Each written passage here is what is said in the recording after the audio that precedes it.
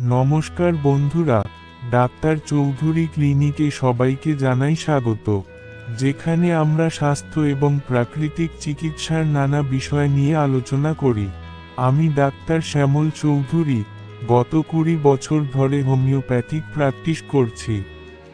আজকের এই ভিডিওতে আমি আলোচনা করব এমন একটি সাধারণ সমস্যা সম্পর্কে, যা বহু মহিলারই মাসিক চক্র চলাকালীন হয়ে থাকে, মাসিকের সময় মাথা ব্যথা, অর্থাৎ হেডেক ডিউরিং পিরিয়ডস। এটি একটি খুব সাধারণ সমস্যা হলেও অনেকেই এর কারণ, ধরন, লক্ষণ এবং চিকিৎসার বিষয়ে অনেক কিছু জানেন না। তাই এই ভিডিওতে আমরা জানব কেন মাসিকের সময় মাথা ব্যথা হয়, এর কারণ কি, কত ধরনের মাথা ব্যথা হতে পারে, এবং এর জন্য হোমিওপ্যাথি চিকিৎসা কিভাবে সাহায্য করতে পারে। 1. মাসিকের সময় মাথা ব্যথার কারণ, causes of headache during periods. মাসিকের সময় মাথা ব্যথা হওয়া একটি সাধারণ ঘটনা, এবং এর মূল কারণ হল হরমোনাল পরিবর্তন। যখন মহিলার মাসিক চক্র শুরু হয়, তখন শরীরে অ্যাস্ট্রোজেন ও প্রোজেস্টেরন নামক হরমোনের পরিমাণ বেড়ে যায় ও কমে যায়, যা মাথা ব্যথার সৃষ্টি করতে পারে। এছাড়াও নিচে কিছু কারণ উল্লেখ করা হলো যা মাসিকের সময় মাথা ব্যথা ঘটাতে পারে। মাইগ্রেন। মাইগ্রেন একটি বিশেষ ধরনের মাথা ব্যথা, যা মাসিকের সময় বেশি হতে পারে। মানসিক চাপ, স্ট্রেস। মানসিক চাপ বা উদ্বেগ মাথা ব্যথার অন্যতম প্রধান কারণ। রক্তে শর্করা কমে যাওয়া, লো ব্লাড সুগার। মাসিকের সময় শরীরের ভেতর নানা পরিবর্তন ঘটে, যার কারণে রক্তে শর্করার পরিমাণ কমে যেতে পারে, যা মাথা ব্যথার কারণ হতে পারে। ঘুমের অভাব, ল্যাক অফ স্লিপ। মাসিকের সময় শরীরের ঘুমের ধরনে পরিবর্তন হতে পারে, যার ফলে মাথা ব্যথা হতে পারে। 2. মাসিকের সময় মাথা ব্যথার ধরন, টাইপস অফ হেডেকস ডিউরিং পিরিয়ডস। মাসিকের সময় মাথা ব্যথা বিভিন্ন ধরনের হতে পারে। এর মধ্যে কয়েকটি সাধারণ ধরন হল: মাইগ্রেন। মাইগ্রেন হল এক ধরনের তীব্র মাথা ব্যথা, যা মাসিকের সময় অনেক মহিলার মধ্যে হয়ে থাকে।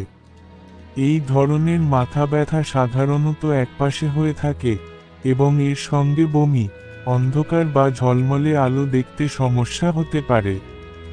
Tension headache. টেনশন হেডেক এটি এমন একটি মাথা ব্যথা, যা প্রধানত মানসিক চাপ বা উদ্বেগের কারণে হয়ে থাকে। এটি পুরো মাথায় ছড়িয়ে পড়ে এবং সাধারণত দীর্ঘ সময় স্থায়ী হয়। Cluster headache. এই ধরনের মাথা ব্যথা তীব্র হয় এবং বিশেষ করে চোখের চারপাশে অনুভূত হয়। মাসিকের সময় কিছু মহিলার মধ্যে এই ধরনের মাথা ব্যথাও হতে পারে। 3. মাসিকের সময় মাথা ব্যথার লক্ষণ, symptoms of headache during periods. মাসিকের সময় মাথা ব্যথার কিছু সাধারণ লক্ষণ হতে পারে, যেগুলি হল: মাথায় ভারী বা চাপের অনুভূতি, বমি বা মিচলির অনুভূতি, চোখে ঝাপসা দেখা বা অতিরিক্ত আলো দেখার সমস্যা, মাথার একপাশে তীব্র ব্যথা, হালকা শব্দ বা আলো থেকেও অস্বস্তি অনুভূত হওয়া। 4. মাসিকের সময় মাথা ব্যথার জন্য হোমিওপ্যাথিক চিকিৎসা। Homeopathic treatment for headache during periods. Homeopathy একটি প্রাকৃতিক চিকিৎসা পদ্ধতি, যা মাথা ব্যথা সহ নানা ধরনের শারীরিক সমস্যা সমাধানে সহায়ক হতে পারে।